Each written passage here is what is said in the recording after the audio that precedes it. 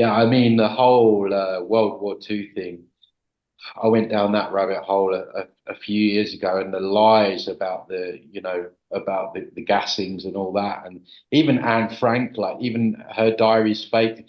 That was written with a Bic pen, and Bic pens weren't even around when he was. But like, it's just all lies, and yeah, and people died in what they call the Holocaust, but not in the way that they describe it. They weren't gassed. They've done tests on the chambers afterwards. They've not found any kind of residue of gas, and actually the main gas chamber was built after World War II by Polish prisoners of war. So it's just more lies, and of course they did all that to get sympathy for the Jewish population. So when they went to Palestine, they could throw the victim card, so it's all very cleverly done. And again, it's manipulation, and I enjoy talking about that because, well, I don't enjoy talking about it. I like to talk about it because I don't often talk about that too much on interviews. But I would encourage people to, do your own research on that. Hailstorm's a brilliant book, very sad, very upsetting. Uh, Bone shaking, really, to read some of the accounts of what was going on. I mean, the Allies were so ruthless; they would bomb. I mean, they in Dresden alone, 400,000 people died in the space of 20 minutes, right? Mm. And then what they did, the survivors were they would all run to this like central park, and in that central park there was zoo animals. There was a zoo, like giraffes and elephants there, and the planes, they were so cruel. They came back and then bombed the parks. There were elephants being blown up, and like I know it's graphic, right? But I get a little bit of a lump in my throat when because Mm. I feel like I'm speaking for them because their history, the true history of what went on in those times, and not just those times, all throughout history is not being told, and people uh, just continue to believe the same BS that they're taught in school, and these people just keep on getting away with it.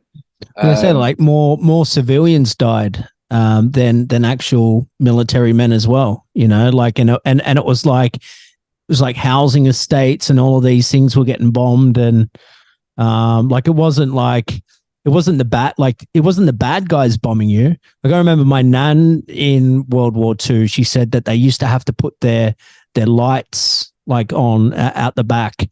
So you're British. She's British. She lives out well, not anymore. She's passed away, but like in Chester around. I don't know if you're familiar with Chester, but all of that sort of, yeah, all of that, like, they've got like little bomb bunkers under their thing. But she used to tell the story and she go, "Oh, yeah, we used to put our lights on out the back so that we didn't get bombed." And you sort of like, well, this isn't a battlefield, mm. like, like how can people forget? And it's, yeah, I think that they were just savages, weren't they? Yeah, but the thing is, that their side of the story is not told. That all the Russians were going into these German towns and raping the women and stealing what little provisions that they had. And you just don't hear that side of things. And like I say, I know it's graphic, and I know it's kind of upsetting to hear, but I just feel like these people, they need their story told, and Hellstorm's a great book to, if you can stomach it. But when you read something like Hellstorm, there's no doubt in your head that there are demonic entities that are working through not just government officials and leaders. This is the other thing in the alternative media. A lot of people will acknowledge that there's entities that are working through the world's 1%, right?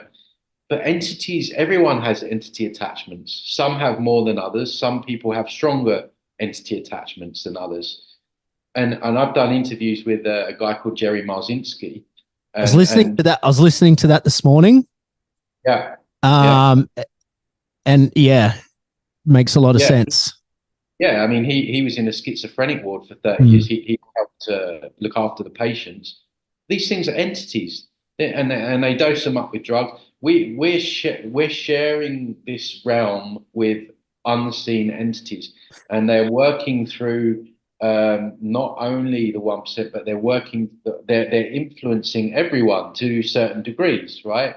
And I've said on my channel often that, when you like research things like, again, very dark, like rapes and murders and things like that, people that have survived murder attempts, you often hear the victim will say, the eyes turn black, that when, or the person said, don't look at me in the eyes.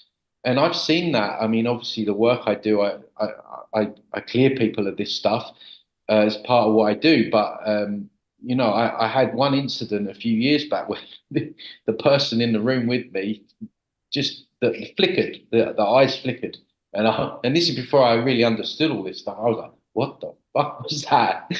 um, and the thing is, that they are constantly, these attachments are constantly trying to bother us, trying to make us feel bad. Um, most of the thoughts that we have, negative thoughts that we have, they're not even yours. They're coming from these entity attachments, and they will play on your whatever your subconscious wounds are. So, let's just say you've got an abandonment wound and you're in a relationship, like she's going to leave you, or he's going to leave you, and yada, yada, it's only a matter of time. Yada yada yada. You're not good enough. Like what? They're just constantly there, and this is I've spoke about this before with the chakras. Don't get me wrong; these voices don't go completely, but the chakras are one of the main implants that these entities lock into. They lock into our energy field via the chakras, and it makes it very easy for them to interface with us. And so when you remove the chakras, there's generally a quietening of the mind. Like I say, not totally, but it's imagine it's like 100% bad. You can get it down to about 30. Yeah, And it's really weird. So like, oh my God, I can hear myself think. And literally you sit there and your mind's silent. So, but that's maybe something else to go into. yeah, But I completely understand you there because as I was saying before, like I don't drink and I haven't drunk, and I've had some moments where I just woke up the next day and I'm like, what the fuck did I just do? And I believe that when you're drinking, you're opening up your throat chakra, and I believe that you're sort of opening up a portal to be hijacked. And like it's interesting me talking about it because I believe it.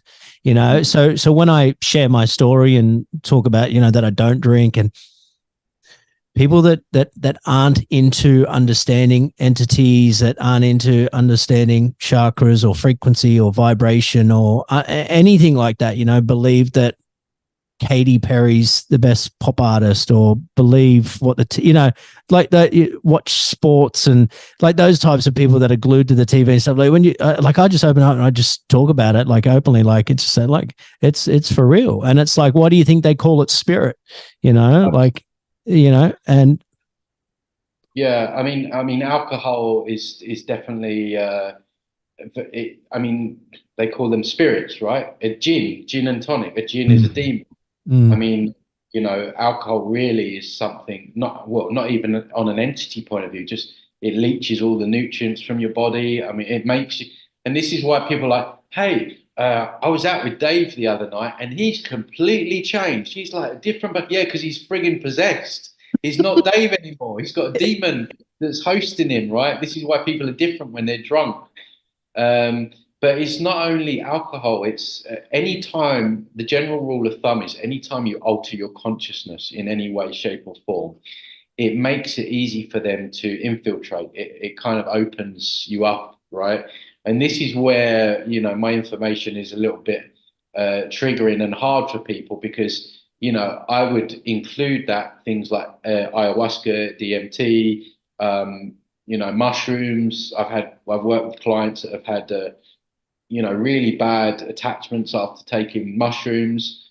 And this is all stuff that people like to do to escape, right? Especially in the alternative media, because they've been fed this story that psychedelics are great. And, we had the CIA agent, what was his name? That was big into psychedelics, and he was coming out with a lot of information. I forget his name now, but and even weed is a massive triggering point. People hate it when I say, well, weed, it will open you up, because you go into that haze, you escape yourself, and your interface with the fourth dimension is the veils are thinner, and so they're able to interface and attach a lot more easier than if you.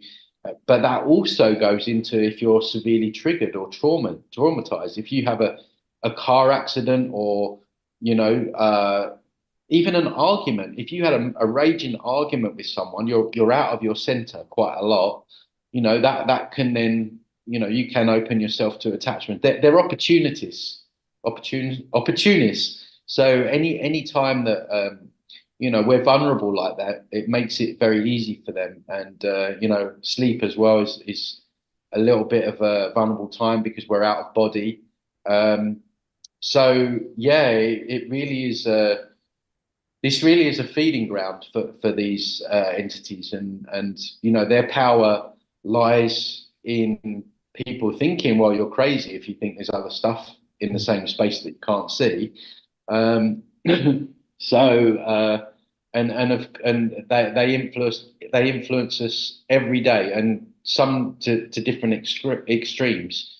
They can be like the just say you've got a bad habit and you want to give up, they'll be like, no, wait till next year. It's a new year then, or like maybe after this event, maybe give up then. So you'll be thinking, I'm going to do. They don't want you living your best life, being healthiest. They want you sick, depressed.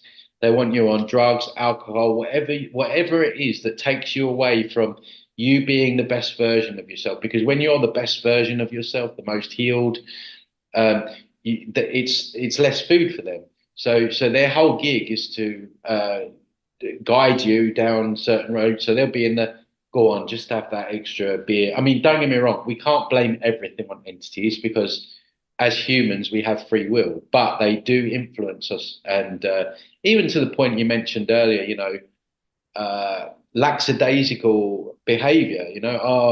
Like something like if I go for a walk on the beach, the frequency of the beach is going to lift my mood, lift my frequency. It's going to make me feel better. I'm going to feel more motivated.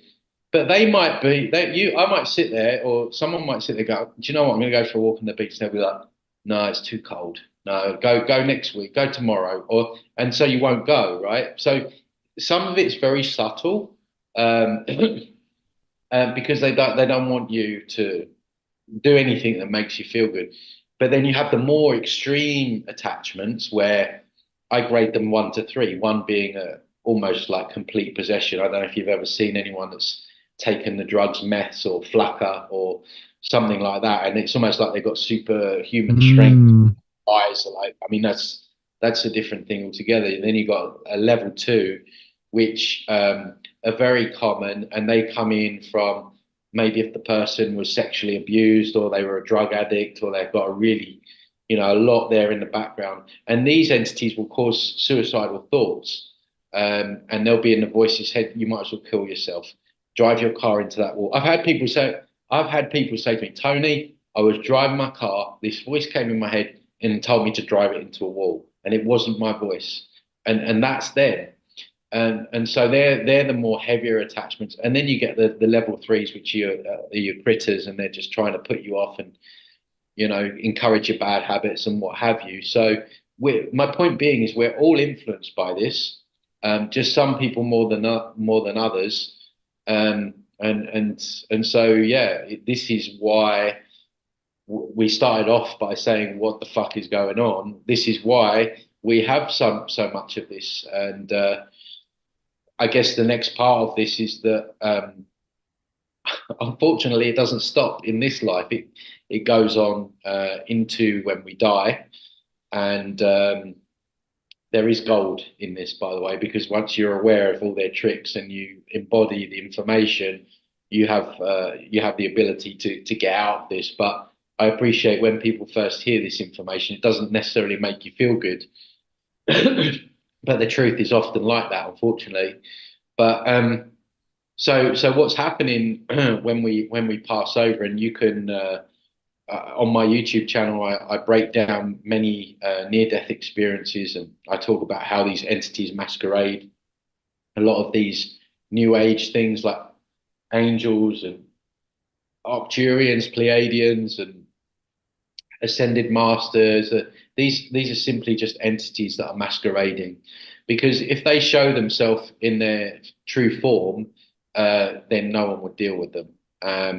So I don't know if you've ever watched Black Mirror, but there was an episode in the recent series of, I forget what the episode was called, but the girl, it was filmed in the 1970s, and the girl she had this she entered like a contract with a demon, and when the demon first showed itself, it showed itself as a proper demon with the horns and everything like that, and she completely freaked out and got spooked.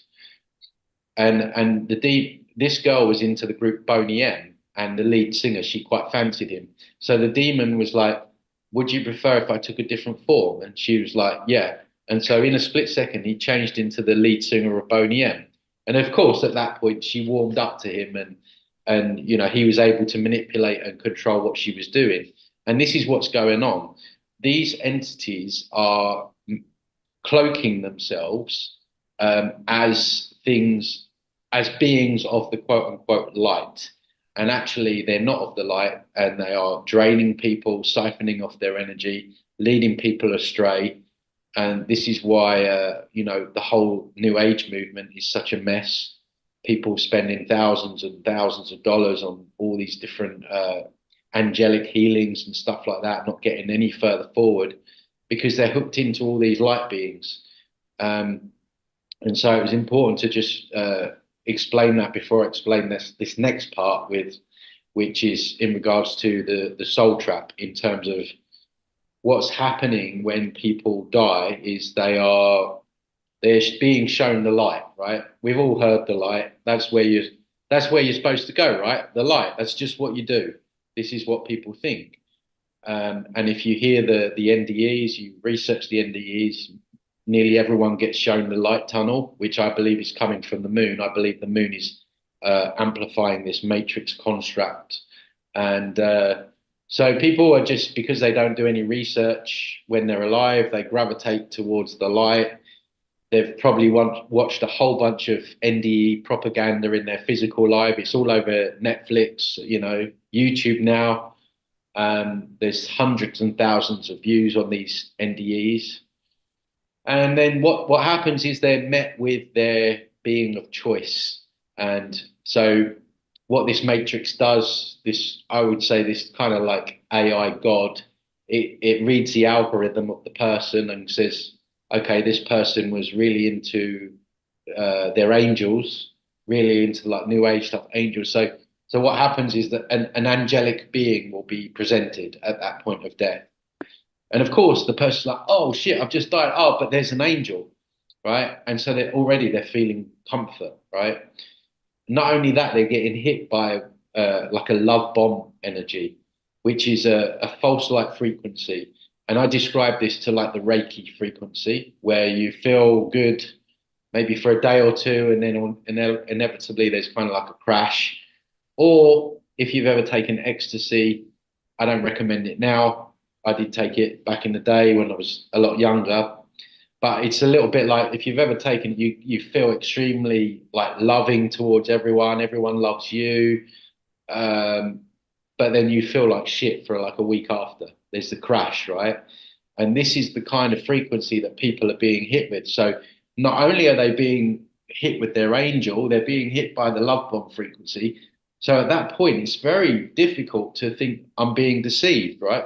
These entities, they're showstoppers. They pull out all the stops at that point because they need to make sure the cow comes back onto the farm, right? So what happens is they'll say, hey, look, the angel, for example, and if you research these, sometimes they'll use deceased loved ones, even pets, right? This is how evil these entities are. Sadly, don't shoot the messenger. I'm just telling you, right? So at that point, the person will be like, completely led because they're not they didn't die in any kind of sovereign energy, so they're going to give that up on the other side. And so the angelic figure might say, okay, we're going to have a life review and see, you know, what lessons you've learned, because Earth is a school apparently, even though they wipe your memory. So explain that one. So the entity will often say, hey, look, you know, we're going to show you a life review. We're not going to judge you though. There's no judgment, right? They make that very clear. But what they do is, how manipulative this is, they'll show you all your worst bits. So people have described watching it on like a screen or like in a cinema or something, and they'll show like a couple of good bits, but then there'll be like the big event that happened in 2004 where you upset Joe Bloggs, and then another time in 2008 when you upset someone else, and then they make the person feel what that person felt when they hurt them, right? So they say to the person, we're not judging you, but they'll make damn sure that you judge yourself by making you feel what that other person. So again, very manipulative, very subtle. And then at that point, they'll use whatever the person was into. So let's just take this new age person's example. Probably they're into karma. They believe the whole concept of karma. The entity will like, look, you're a good person, but as you saw, like back in 2004, 2008, you hurt this person. To resolve your karma, you need to come back to earth. Or if you're Christian, look, if you don't want to go to hell, you need to come back and learn the lessons that you failed. Nearly every NDE, the person doesn't want to come back. And not only do they not want to come back, there is a very strong resistance. They really don't want to come back because at that level, you see this place for what it is.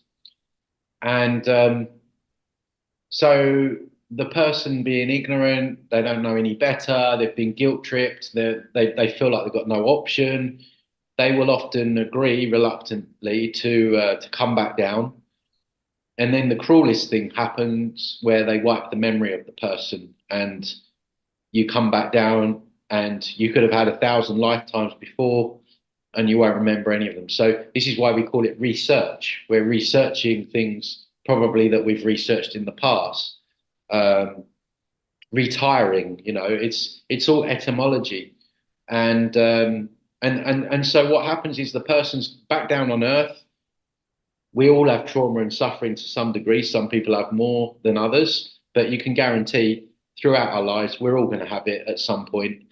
And you're just a cow in the farm again. You're being farmed for your energy, and round we go. So what we've been told is the reincarnation and all that stuff, and you know, Earth's a school and all this nonsense that's coming from the New Age. The New Age and this Matrix want the onus to be on you. It's all your fault. Okay, your bad karma. You were a bad person. You didn't learn your lessons. The worst one, you chose this lifetime. Yeah, like a 10-year-old with brain cancer is going to choose to like it doesn't make sense, right? And I know that's an extreme example, but it happens, right? Kids get that. There's kids in Gaza getting limbs blown off, watching their parents get their limbs blown off. You're telling me that soul chose that experience, and one of the worst ones I heard was that God wants you to suffer so He can experience what suffering is. I mean, it's just insane. It's incredible what the kind of nonsense they're trying to get people to believe. So the Matrix it doesn't want you to think, hang on, there's something inherently wrong with this realm. I mean, I was speaking the other day on my channel just about like physical pain. I've been thinking about that a lot recently. Like just like the dentist, right? The dentist when you have a problem with it's excruciating, right? Who designed it to be so excruciating? Why does it have to be so excruciating? Like to the point where people faint, right? Um, like I don't know. It doesn't make sense, and it's not supposed to make sense because they don't want you to think that there's something inherently wrong here. They don't want you to think, hang on a minute, why is there so much evil on this planet? Why is there so much suffering? They want you to blame yourself. Oh, I must have had bad karma in a lifetime. And you get Mm. all these new ages that will tell you, yeah, that kid in Gaza probably he was a murderer in a previous life, and all this kind of crap. And so they want you to accept this realm for what it is and blame you. And it's on you. The onus is on you. Your bad karma. You chose this. You signed a contract. Yada yada yada. You were going to go to hell. You needed to learn lessons. The excuses for the evil on this planet are endless. But they don't want you to come to the conclusion that there's evil here. And they've managed to do it in such a, and again, this is where I take my hat off to them, in such an incredibly clever way. I mean, I say it so much. I hate what they do. I hate what they've done here. But the way they do it is so conniving and manipulative